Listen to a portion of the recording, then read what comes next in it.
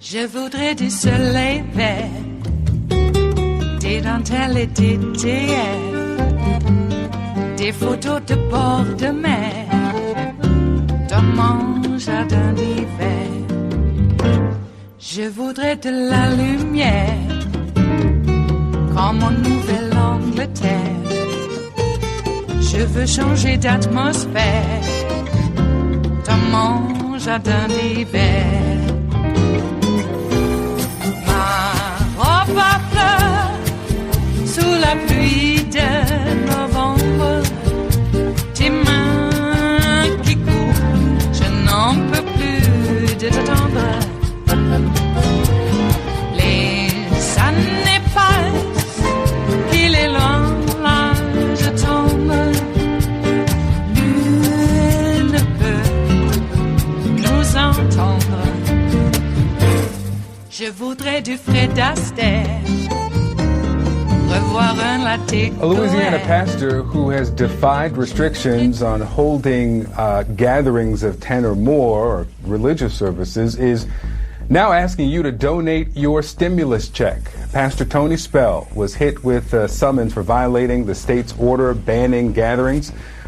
Here's a clip from when the two of us spoke. This was 2 weeks ago, just before Palm Sunday. But, Pastor, let me ask you this. If you believe the science, and I assume you are pro-life, is that correct? I am pro-life. How is this a pro-life stance to put people in jeopardy of contracting a disease, getting a virus that has no treatment, no cure, often has no symptoms, and has killed more than 8,500 people this morning in our country in 5 weeks? My response to that is people's hope is in the house of God. If they do contract the virus, if they have fears of the virus, the church is more essential now than ever to pray with people, to let them know there is a balm in Gilead. Back with me now, Pastor Tony Spell of Life Tabernacle Church. Pastor, welcome back. Thank you, Victor, for having us on this morning. Yeah, I'm going to hold up on your challenge in a moment. But first, that was on Saturday, right before Palm Sunday. And since then, your local attorney, who was one of more than 1,000 who attended the Palm Sunday service, he has now contracted coronavirus and is in the hospital. His wife did not attend, but she is also had tested positive. 78-year-old Harold Aurelion, he died Wednesday. The local coroner's office says he died of COVID-19. And the reports are that he attended your services, too. Did he attend services? Was he a member there, Mr. Aurelion? Victor, I want to say that the rights endowed to us by our Creator are inalienable. I may be defying our governing body's orders, but we are to obey God rather than man. Yes, all of these people do attend our services. However, you have no way to prove that they contracted this virus in our services any more than the hundreds of other places that they have gone. That is absolutely true. I think that is an important point, Pastor. My question, the follow-up then is, if you know that these people, and we know now that they have contracted the virus, have you reconsidered having these services online, considering that it could be spreading, some people are asymptomatic, throughout the congregation when you put people together? We have not reconsidered, Victor. In fact, Easter Sunday, I had 16 different states represented in our Easter Sunday morning service in the congregation. Actually, people are coming out in more numbers to worship freely because they're seeing that this is such a false balance in our nation. It seems to me like everything is open except for the church right now. Everything is... That's not true. Yes. Not everything is open except for the church. But I want to ask you, for people who, the pastors around the country who are having these teleworship services, they are able to relay the message, to relay the gospel. Why can't you? We cannot, because the Word of God commands us to assemble together. And it is discrimination for me to get on this screen and try to reach the people who do not have the ability to watch me on the screen. That is, if anybody should be up in arms, it ought to be the civil rights movement, who are asking me to discriminate against my poorer congregation who do not have internet. They cannot watch me on a phone. We pick them up. We're going to run 27 buses this morning, pick them up and bring them to church, feed them a meal, and then we're going to have a worship service. This is the only way we can operate. You talk about your poor members, your 27 buses you send around. Let me ask you about what you're starting today. A tough time for so many people. 22 million people newly unemployed. You talk about how needy some members of your congregation are, and this is what you're launching today. Let's play a clip from your video online. Number one, April the 19th, 2020, it begins. Rule number 2, donate your stimulus money. Rule number 3, donate it to evangelists, North American evangelists who haven't had an offering in a month, missionaries who haven't had an offering in a month. If you don't have a church, give through my website. You're now asking people who you know in your congregation who don't have much, who can't even get to you without you going to pick them up, to hand over the $1,200 stimulus check. Why? The Pastor Spell Stimulus Challenge is to help people who do not get stimuluses, such as evangelists and missionaries. So this morning, these evangelists and foreign missionaries who have not had payroll in 5 weeks now will be in my service this morning, where we will give them a large cash offering. You know, Victor, but Pastor, hold on, Pastor, because nonprofits and faith-based ministries can apply for the Paycheck Protection Program. You can get the economic injury, but that is your choice. If you know that your people, Victor, I just made sure that I printed out on the Small Business Administration website. You have the option. My question is, and I'll let you answer. I will let you answer. But to say that people who you know don't have much, you have to go and pick them up to bring them to your church, to then ask them to hand over the $1,200, the only money some people will have, and you have another option. Why not give that money to them? And why isn't this a time for the church to give to those who do not have? We are giving to those who do not have. Number one, I said this is a challenge. We are challenging you, if you can, give your stimulus package to evangelists and missionaries who do not get the stimulus package. They don't file taxes the way you and I do, Victor, number one. Secondly, we are giving to those people who are the most needy. Okay, we are giving to them, and we do not want SBA loans. We don't want the government to give us a dime. We are happy to provide for ourselves. Never will our federal or state government put 1 penny into our church, because the second they do, they control us. You are tax exempt, though, right? You are tax exempt, right? We're 501c3 tax exempt, yes. Okay, so you'll accept that status, but not apply for the loan. Pastor Tony Spell, I've got to wrap it here. I thank you very much for coming back and making your case. It is Monday, the 20th of April of 2020, and you are in West Coast Cookbook and Speakeasy. I am your chef de cuisine, Justice Putnam, and our daily special is River City Hash Mondays. Yeah, put that in your pipe and smoke it. Oh my. Well, it is 420, and don't we deserve it? We deserve this probably even more so than Blue Moon Spirits Fridays, where the French 77 is featured, because this day only happens once a year, and Blue Moon Spirits Fridays happens every week. Every week. So do commune, as in communion, today, if you choose to now. So if you do not want to partake of the sacrament, it is fine. But the rest of us will, we'll commune, as they would say back in the day. What a weekend, huh? Trump continues to hold his coronavirus campaign rallies over the weekend even. Because he just it's a fix. He is addicted. And since he can't go and have his stadium-sized or auditorium-sized pep rallies, or as more aptly referred to as his hate fests, he'll have the hate fest finally in the White House press room. You know, it's been underused during his administration, one must observe. He did get rid of Grisham, his press secretary. Now, I think that probably that had something to do with Mark Meadows, because I think Mark Meadows went crying to somebody. I heard he cried in front of Jared and a few other people, even Pence, and maybe even, I don't know if he cried in front of Donnie. Donnie did defend him, of course, against Maggie Haberman. Oh, that hussy. She's just so brutal, isn't she? God, I wish she'd be more brutal. But anyway, I think Mark Meadows cried about Grisham, being a lush, and worse. Or maybe she said something untoward to him, maybe about the size of his pee-pee.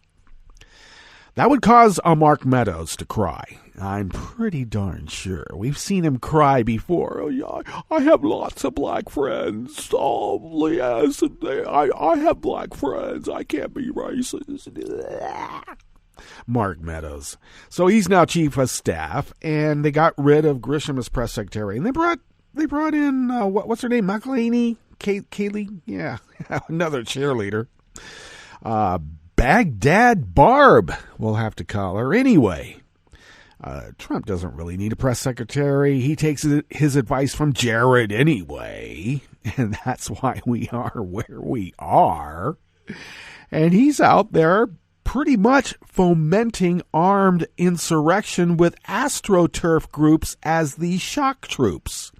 Or maybe they're the brown shirts, same thing, right?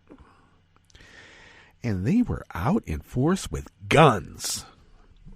Because not only do people with the guns determine what polite conversation is, they're also going to tell you whether you get to protect yourself from being sick. Give me liberty for giving me your death. Wow. We've come so far in America. They keep saying social distancing is communism. I think AstroTurf pandemic protests are pretty much fascism. The very definition of what fascism is. The melding of government and corporate interests together for a common goal. And what is that? Yeah, business owners out there protesting. They want to reopen the economy so they can get their goddamn workers in there working for them because they got bills to pay too. And the workers will still have to live on food stamps to pay their bills. That's getting back to normal now, isn't it? What a weekend. And it looks like these protests, what are they? Staged events. They're staged events. Let's make it clear.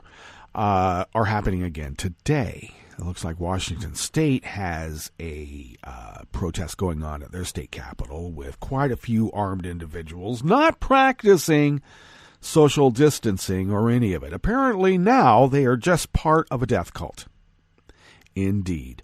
Oh, speaking of which,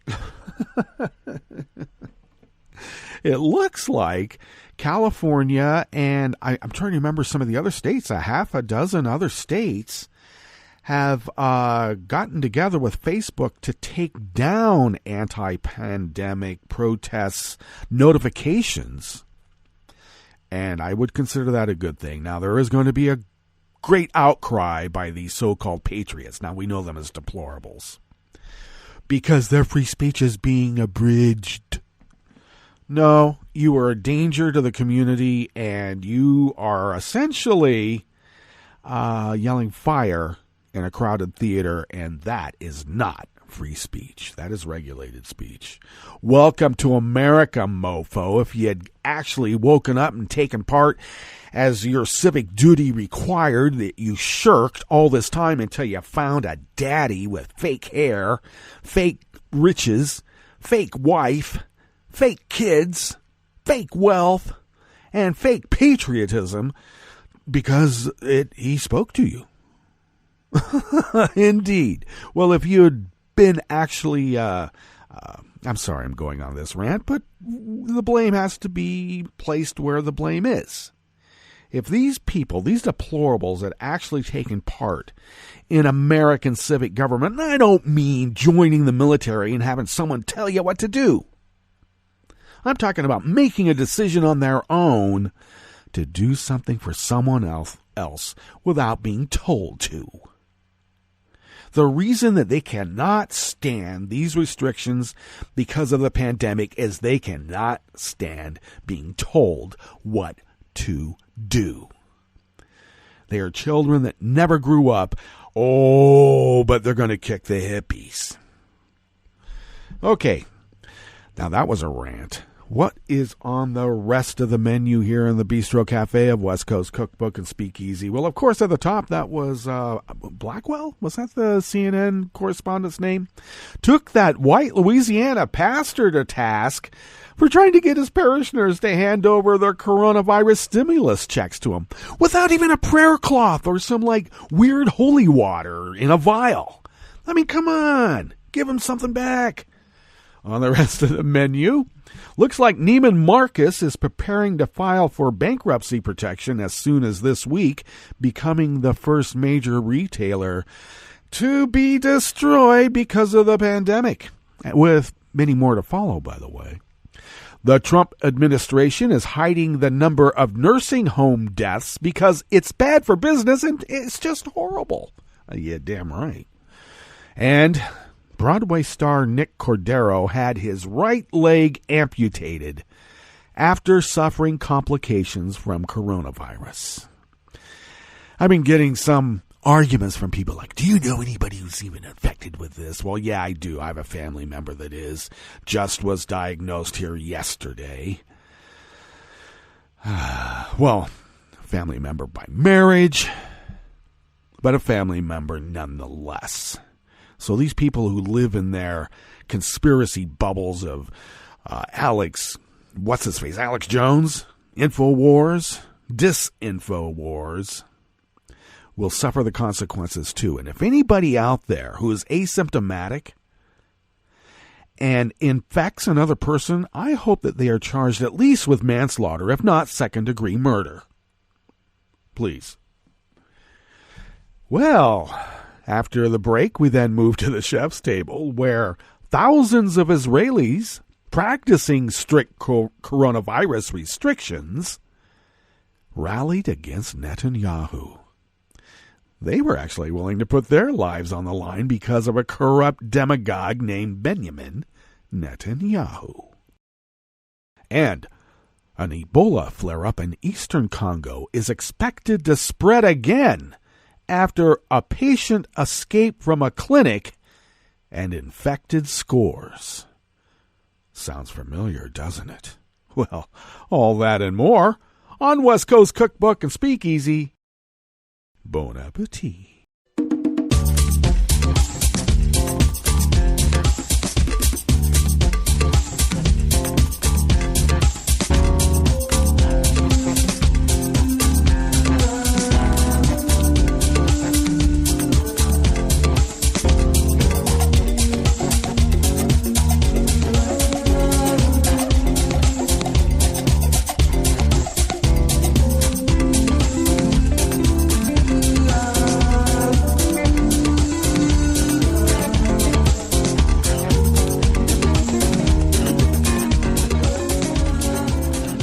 Know that at the bottom of our homepage at netrootsradio.com to the rightish of the page is the chat room link monitored by Kelly Lincoln. Well, you know now. And we thank Kelly for doing that and so much more here at the station. If you would then take a gander, and of course we do speak like that here, so beware. Take a gander to the leftish of the page at the bottom of our homepage at netrootsradio.com, and you will hopefully notice the link to our Patreon page, and do please become a recurring Patreon of Netroots Radio. If you could afford an espresso-type coffee drink, hey, buy us a latte. I'll take an Americano sometimes too. But regardless, if you could afford that once a month, even in these perilous times, and we thank those who continue to have done so, and there's been a few who have actually upped their monthly recurring contribution. Thank you so much. But if you out there who are not doing that feel compelled to do that, which is contribute to Netroots Radio in a recurring fashion, you help us fulfill our civic duty as Resistance Radio, which we have been doing nonstop, which means, yes, 24/7, 365, broadcasting Resistance Radio for over 9 years now, going on 10. I know we're not a major media conglomerate like Turner, but I got to tell you, he started off with a lot more, all right? And certainly not Fox. Yeah, we like to be entertaining when we tell the truth, and they just want to lie. All right? So there's a big difference there. But anyway, all joking aside, thank you for the generosity that you have shown us over these years. We've been able to pay our bills, which helps us slide under the radar. You pay your bills, they usually, keep away for a bit until you say something untoward. Anyway, once again, thank you for that generosity. We will continue doing our civic duty as the founders originally intended so many eons ago, maybe even before the Magna Carta. Maybe. If you would like to follow the station on Twitter, do so at Netroots Radio. How simple is that? Tom takes care of that platform, and thank you, Tom. And he does so much more as well. We have a crack crew here, and they're so helpful. Thank you to them. Follow me on Twitter at Justice Putnam. Yeah, who am I? I post the show notes and links diary on Daily Co's about 10 minutes before showtime. Put that out on social media, including Facebook now. They haven't kicked me off yet. I did check this morning, so far I'm not kicked out again. But I'm sure I will be, because obviously if you tell someone who is an anti-COVID conspiracy theorist that they are, that's considered bullying and harassing, I guess. Anyway, follow the show on Twitter at Cookbook West. Pick up podcasts by way of Spreaker, Stitcher, TuneIn, iHeart, YouTube, iTunes, and wherever podcasts can be found. This first offering here in the Bistro Cafe at West Coast Cookbook and Speakeasy is out of Reuters by Mike Spector and Jessica DiNapoli. Neiman Marcus Group is preparing to seek bankruptcy protection as soon as this week, becoming the first major U.S. department store operator to succumb to the economic fallout from the coronavirus outbreak, people familiar with the matter said. I don't know, I've been noticing that it's not just the AP, but almost all media outlets are now referring to coronavirus as the coronavirus. It's not the coronavirus. Coronavirus is a generic term for the common cold and some other things, which is also SARS. SARS is a coronavirus. A coronavirus. You could say a coronavirus. It's the COVID-19 or coronavirus. You could say the coronavirus pandemic. Actually, you would say coronavirus pandemic, not the one. Anyway, just a small quibble. I don't mean to be a grammar Nazi. I'm a grammar representative Democratic aficionado. All right? We've agreed by majority rule. Back to the article at hand. The debt-laden Dallas-based company has been left with few options after the pandemic forced it to temporarily shut all 43 of its Neiman Marcus locations, roughly 24 last call stores, and its 2 Bergdorf Goodman stores in New York. Neiman Marcus is in the final stages of negotiating a loan with its creditors, totaling maybe they could get one of those small business loans. Oh, they ran out of money already and Neiman Marcus wasn't in line? Well, how inept of them. They want to negotiate a loan with its creditors totaling hundreds of millions of dollars, which would sustain some of its operations during bankruptcy proceedings. It also furloughed many of its roughly 14,000 employees. Let's be clear, Neiman Marcus was on the ropes before the pandemic because of this great booming Trump economy. All right? Let's be clear on that. I'm being sarcastic about the booming economy. The bankruptcy filing could come within days, though the timing could slip. Neiman Marcus skipped millions of dollars in debt payments last week. Well, they were like paying rent. They're not going to pay rent. Not during the coronavirus. Everybody like now, even these big corporate guys are all Occupy Wall Street. What the heck? And Neiman Marcus borrowings total about $4.8 billion, according to credit ratings firm Standard & Poor's. Some of the debt is the legacy of its $6 billion leveraged buyout in 2013 by its owners, private equity firm Aris Management Corp. And Canada Pension Plan Investment Board. The sources requested anonymity because the bankruptcy preparations are confidential. Really now. Neiman Marcus and Aris declined to comment, while the Canada Pension Plan Investment Board representatives did not immediately respond to requests for comment because, hey, they're sheltering in place in another country.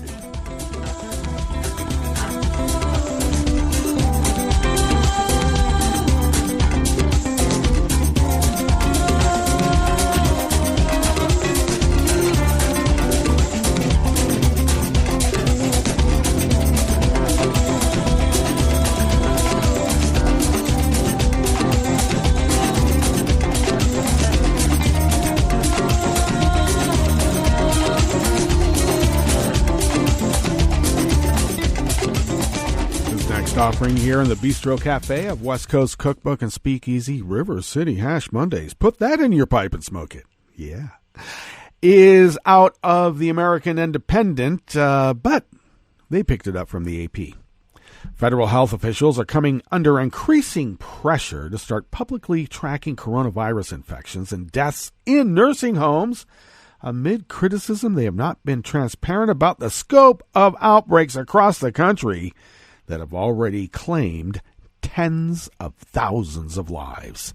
Experts say the lack of tracking and transparency has been a major blind spot. Really? Intentional, maybe?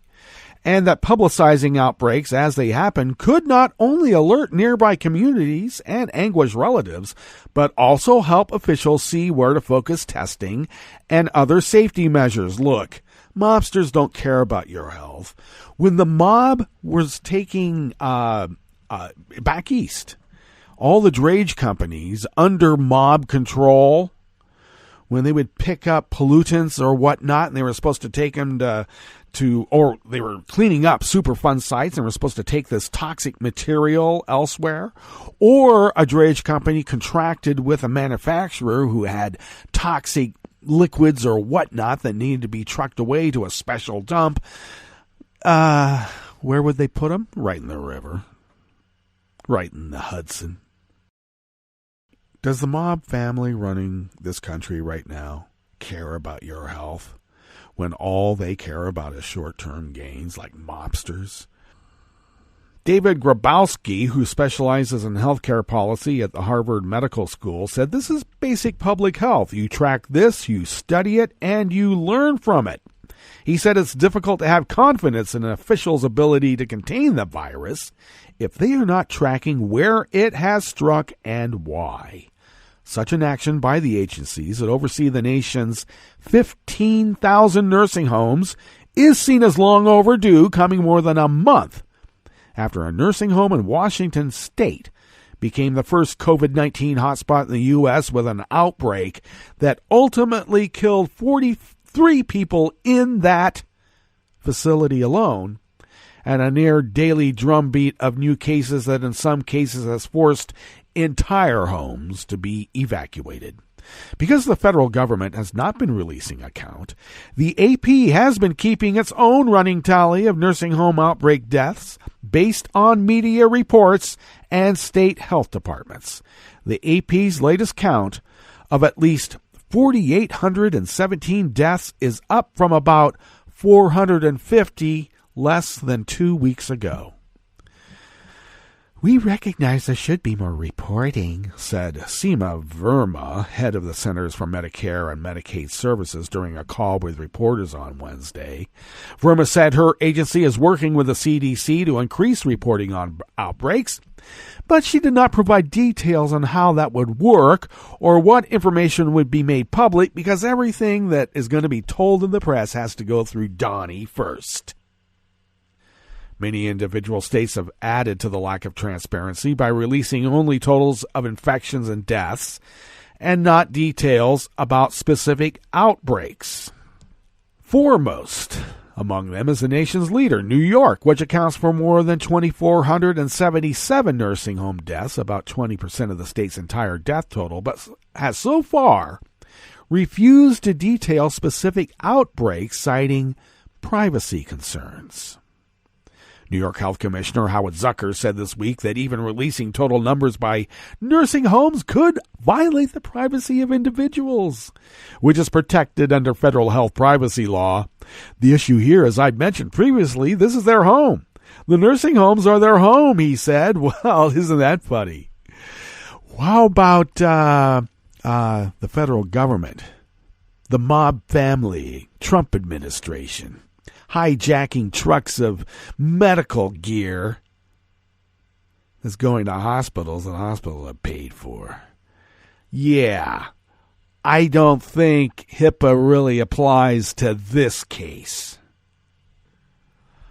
An AP report earlier this month found that infections were continuing to find their way into nursing homes because screenings didn't catch people who were infected but asymptomatic.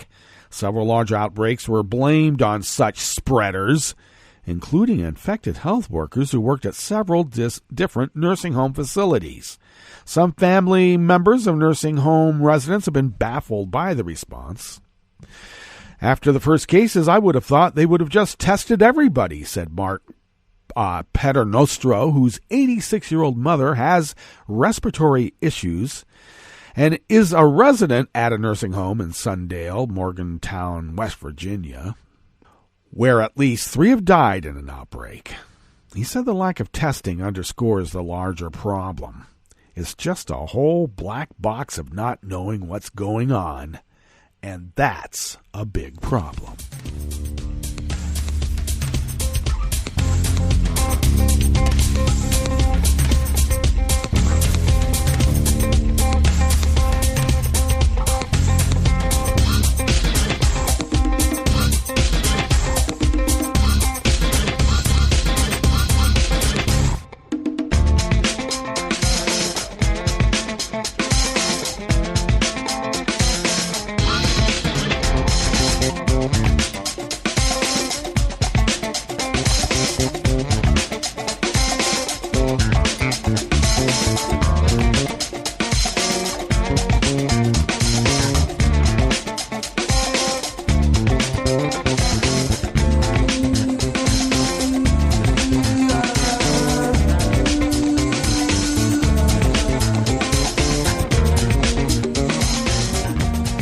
Mark Kennedy of the Associated Press brings us this final and sad offering here in the Bistro Cafe of West Coast Cookbook and Speakeasy.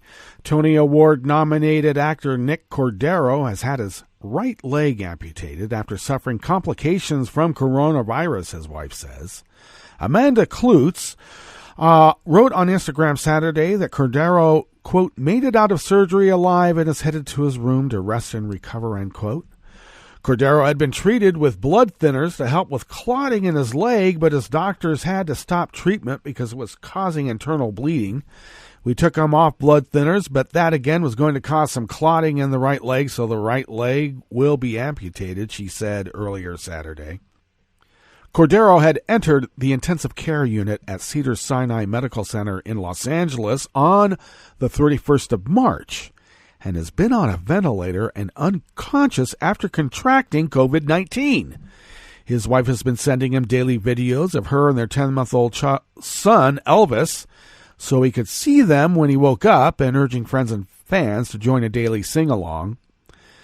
Cordero played a mob soldier with a flair for the dramatic in 2014 in Broadway's Woody Allen 1994 film adaptation of Bullets Over Broadway, for which he received a Tony nomination for Best Featured Actor in a Musical. He moved to Los Angeles to star in Rock of Ages.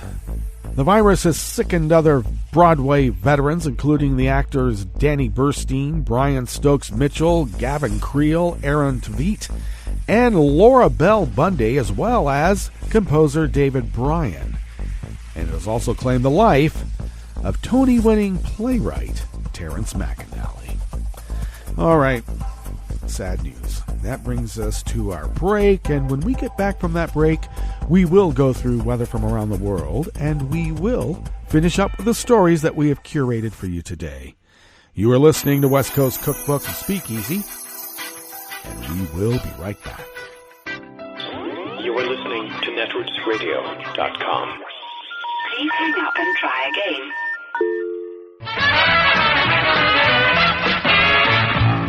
From a point at sea to the circles of your mind, a new force is at work for planetary transformation. New radio for a new Earth.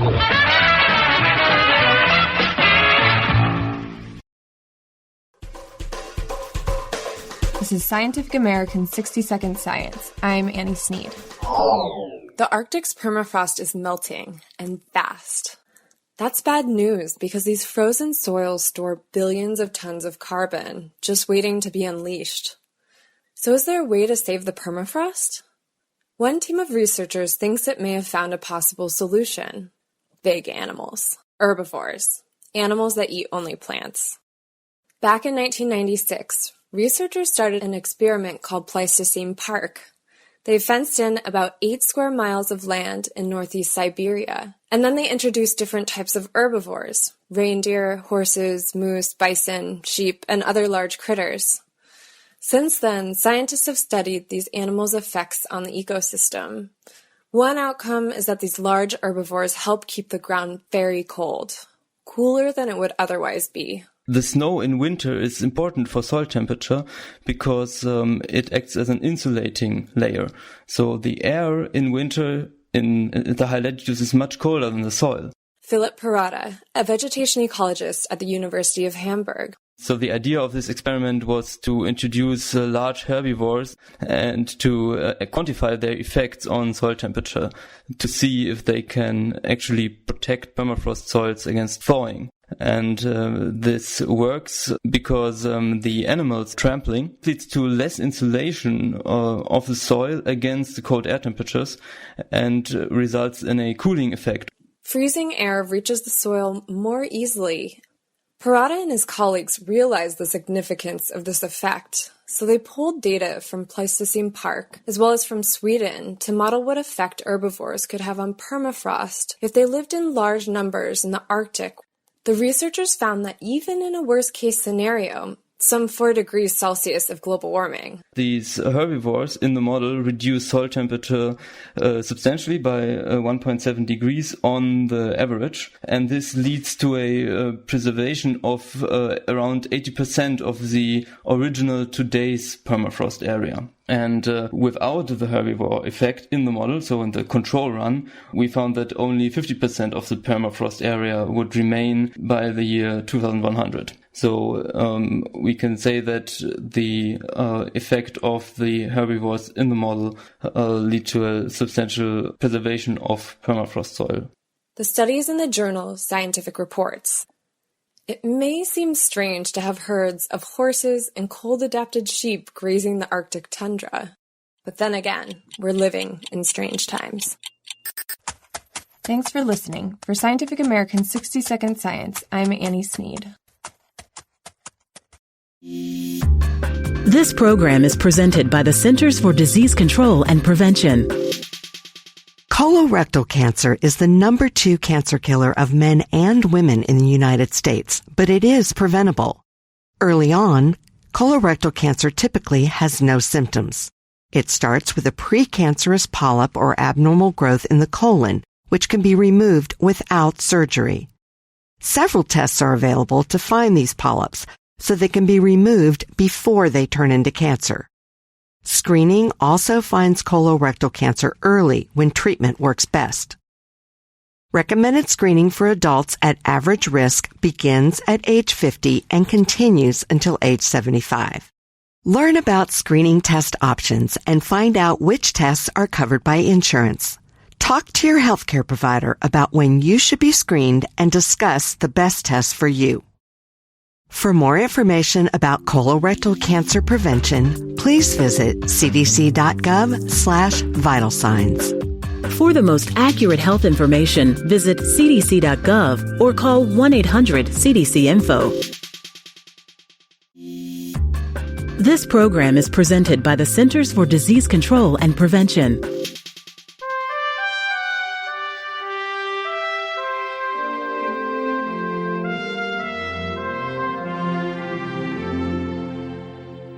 Welcome to A Cup of Health with CDC, a weekly feature of the MMWR, the Morbidity and Mortality Weekly Report.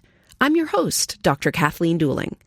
Occasional aches and pains are an expected part of life, but for many people, pain is a constant companion. Dr. Chad Helmick is with CDC's National Center for Chronic Disease Prevention and Health Promotion.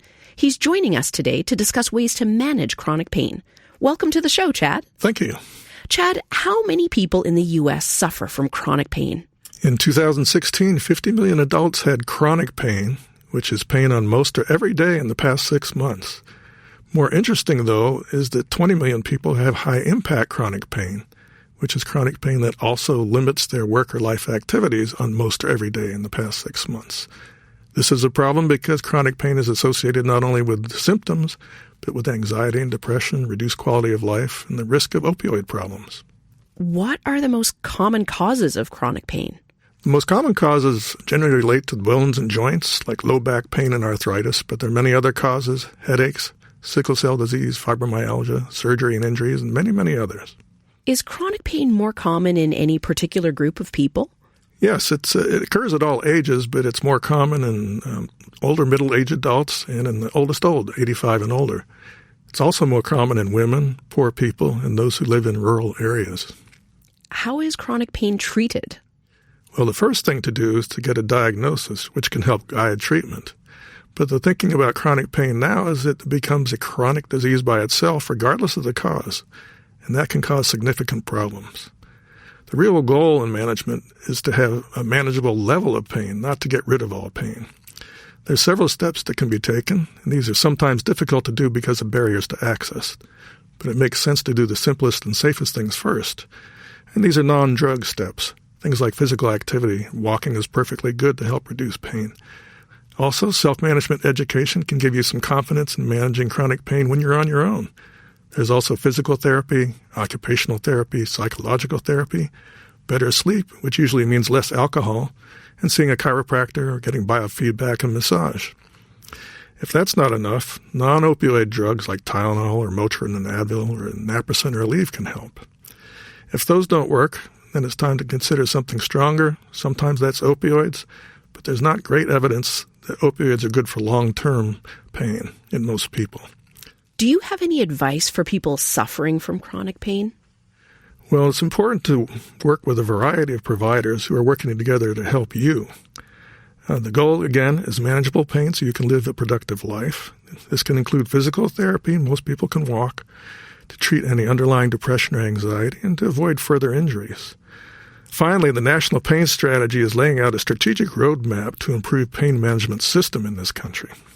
Where can listeners get more information about managing chronic pain? Listeners can go to the NIH website, nih.gov, and type in National Pain Strategy. Thanks, Chad. I've been talking today with Dr. Chad Helmick about ways to manage chronic pain. If you're experiencing daily pain, talk with your healthcare provider to ensure you have the correct diagnosis and know how to manage your condition. Until next time, be well. This is Dr. Kathleen Dooling for A Cup of Health with CDC. For the most accurate health information, visit cdc.gov or call 1-800-CDC-INFO.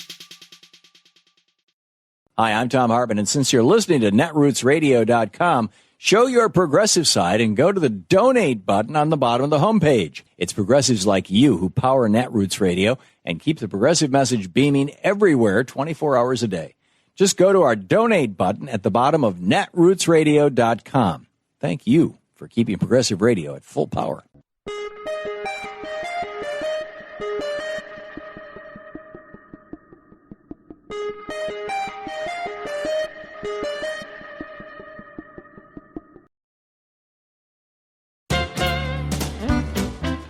One public service that people really like and count on is the post office, which literally delivers for us.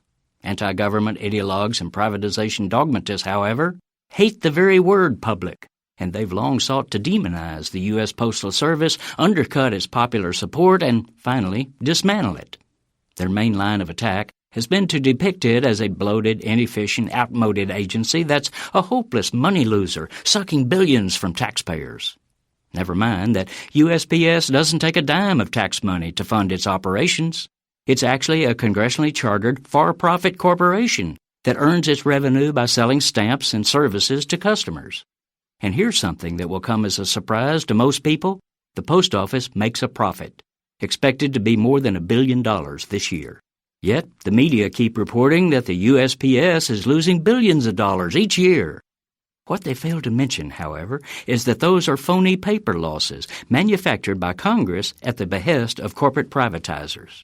Late in 2006, the lame duck Republican Congress rammed into law a cockamamie requirement that the Postal Service must pre-fund the retiree health benefits of everyone it employs or expects to employ for the next 75 years. Hello, that includes workers who are not even born yet. No other business in America is required to pre-fund such benefits for even 1 year. To add to Congress's cockamamie-ness, the service is being forced to put up all of that money within just 10 years, which has been costing USPS more than $5 billion a year. That artificial burden accounts for 100% of the so-called losses the media keep reporting. This is Jim Hightower saying, it's like tying an anvil around someone's neck, throwing the person out of a boat, and then saying, swim to shore, sucker.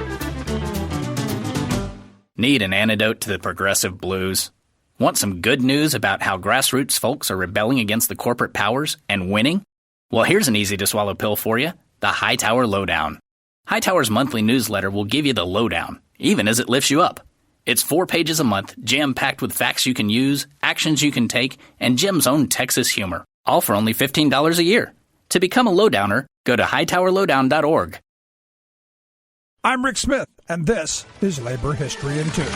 On this day in labor history, the year was 1853. That was the day that Harriet Tubman led her first trip on the Underground Railroad, the clandestine network that helped enslaved people escape slavery and move north to freedom. One of the most remembered conductors on the railroad, Tubman herself escaped slavery in eastern Maryland. Tubman had been forced to work in the fields, performing back-breaking labor under a brutal overseer. As a girl, Tubman was injured when she was hit in the head by a weight thrown by an overseer. The injury plagued her with headaches and visions that Tubman attributed as signs from God. To escape these harsh conditions, Tubman had to leave her family behind.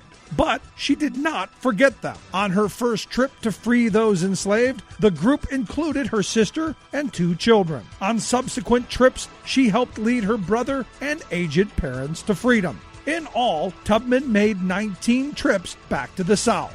She became known as Moses, leading her people out of bondage.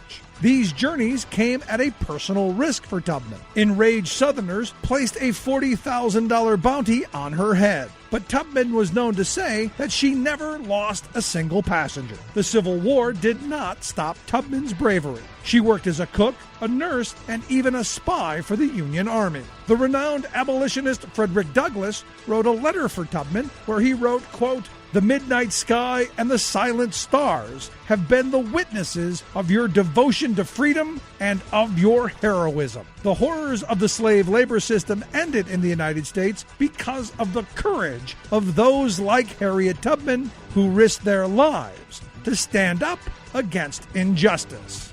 Like what you hear? Check out more at laborhistoryin2.com.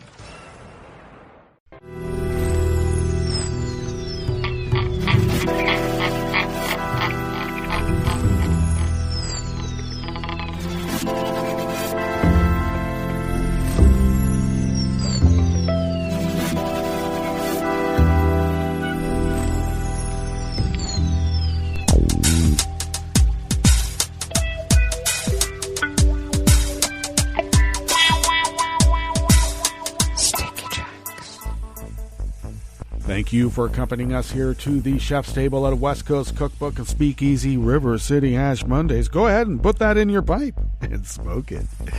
Alrighty, we always begin weather from around the world along the banks of the Rogue River and the Rogue River Valley of Southern Oregon on the west coast of the continental United States of America, where it is currently 50 degrees Fahrenheit, expecting a high of nearly the same yesterday, about 72 to 73 degrees, except we have had a drastic change in this forecast. Mix of clouds and sun this morning, though it's quite sunny at the moment, followed by increasing clouds with showers developing this afternoon. And it looks like we might get something over 1/10 of an inch of rain. Well, okay. Tonight, considerable cloudiness with a low around 45, winds out of the northwest at 5 to 10 miles per hour. And that will be the same later on this afternoon. Tomorrow we'll have intervals of clouds and sunshine with a high around 75 with winds out of the west-northwest at 5 to 10 miles per hour. Coronavirus cases as of today in Jackson County and Southern Oregon, confirmed cases have now increased from 47 to 49, fortunately with none deceased. Grass pollen remains high in the local area. In the region, the air quality index is good at 25 parts per million, and that daytime UV index is up at 6, which is rated high. Barometric pressure is holding steady at 30.07 inches. Visibility is up to 10 miles, and relative humidity is at 80%. Weather from around the world is brought to you by people's personal weather stations that they purchased.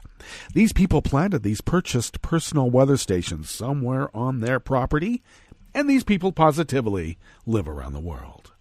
London is 64 and sunny, and their prime minister did not follow the protocols that was put out to him, and he almost died from coronavirus.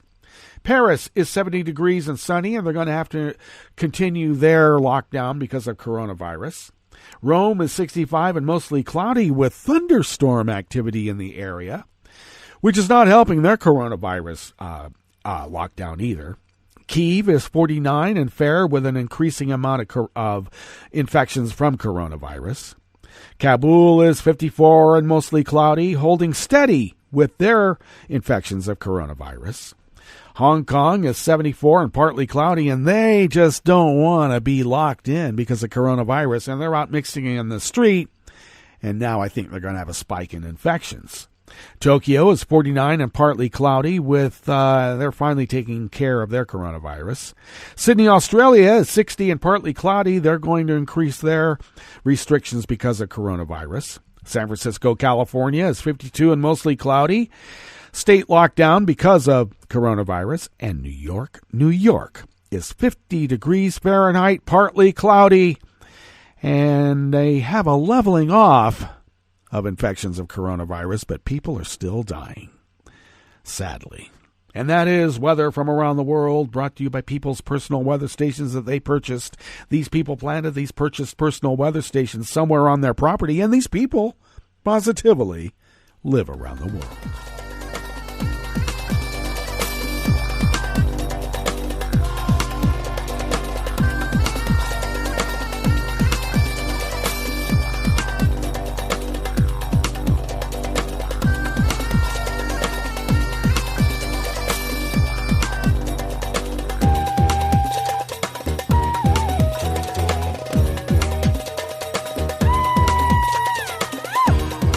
Anonymous worker bees at Reuters bring us this first amuse-bouche here at the chef's table at West Coast Cookbook and Speakeasy, wearing face masks, waving black flags, and keeping 2 yards apart.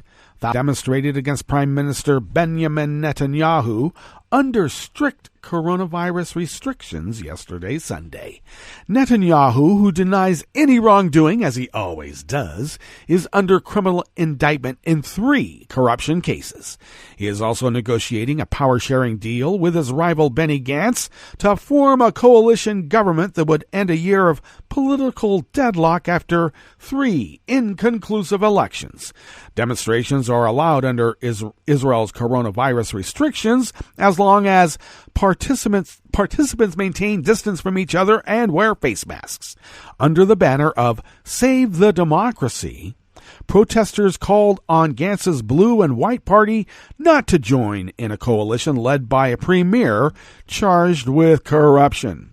Gantz has campaigned for clean government, but said that the coronavirus crisis has forced him to go back on his election pledge.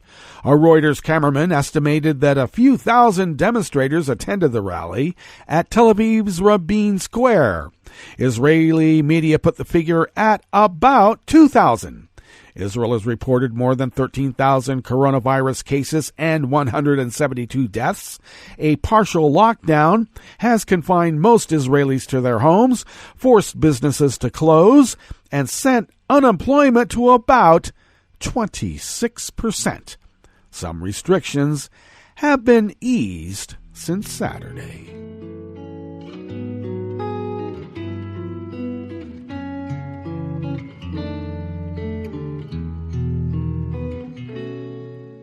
Je te donne ce mon amour pour la vie entière, la promesse de me trouver à tes genoux. Aussitôt que tu m'appelles, rester toujours fidèle, c'est tout, c'est tout. Je te donne tous mes printemps, mes étés de mer, mes automnes quand les feuilles tombent partout. Si ce n'est pas une bonne affaire, je te donne tous mes hivers. Ever more anonymous worker bees at Reuters bring us this final amuse-bouche here at the chef's table at West Coast Cookbook and Speakeasy. An Ebola flare-up in eastern Congo may spread again after a patient escaped from a clinic and infected scores, complicating efforts to contain the disease that has infected 6 people since last week. The Democratic Republic of Congo was 2 days away from declaring the end of the world's largest or second largest Ebola epidemic when a new chain of infection was discovered on April 10th, following more than 7 weeks without a new case. Since then, health authorities have sought to contain any renewed spread of infections, but on Friday, a 28-year-old motorbike taxi driver who had tested positive for Ebola ran away from the center where he is being treated in the town of Beni. We are using all the options to get him out of the community, said the deputy incident manager for whose Ebola response operation. We are expecting secondary cases from him, and they have already got them.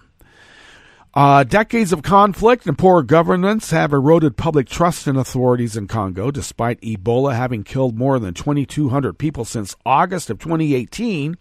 Research shows that many communities believe the disease is not real. We do not have any details yet. All have been working with the authorities, youth, and civil society to find him. The search is ongoing, the WHO representative said. A 15-year-old girl also tested positive for the virus on Friday, taking the total number of confirmed new cases since the flare-up to 6. Beni's deputy mayor said the local authorities have not so far been able to track down the escape patient. 2 new vaccines have had a major impact in containing Ebola, but militia attacks have prevented healthcare workers from reaching some areas hit by the virus. Congo's battered health system is simultaneously fighting measles and cholera epidemics, as well as the global coronavirus pandemic. The country has recorded 327 cases of COVID-19 and 25 deaths. Well, that brings us to the end of our broadcast period for the day, but you do know that Netroots Radio will broadcast on, and we're going to meet up tomorrow for Tarrytown Chowder Tuesdays. So do stay tuned to Netroots Radio all day and all night for all the breaking news as it breaks. And we'll meet up here tomorrow, right here in West Coast Cookbook and Speakeasy. Bon appetit.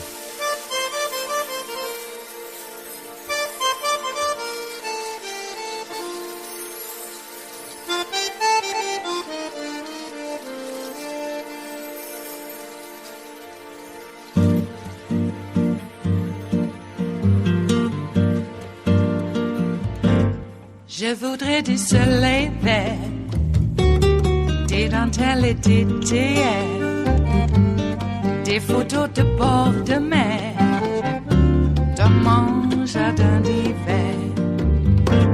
Je voudrais de la lumière, comme en Nouvelle-Angleterre.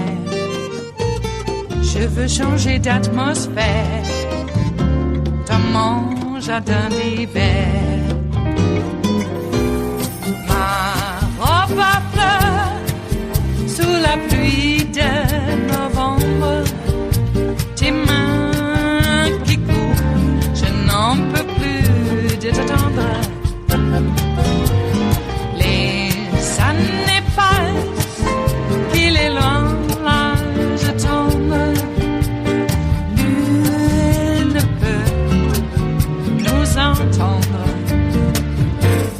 Je voudrais du Fred Astaire, revoir un latte Goël. Je voudrais toujours te plaire dans mon jardin d'hiver. Je veux déjeuner par terre, comme au long de golfe clair. T'embrasser les yeux ouverts dans mon jardin d'hiver.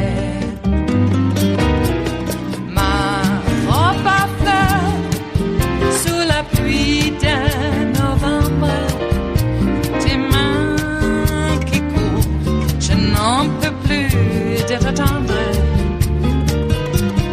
Les années passent, il est loin, là je tombe. Nul ne peut nous entendre.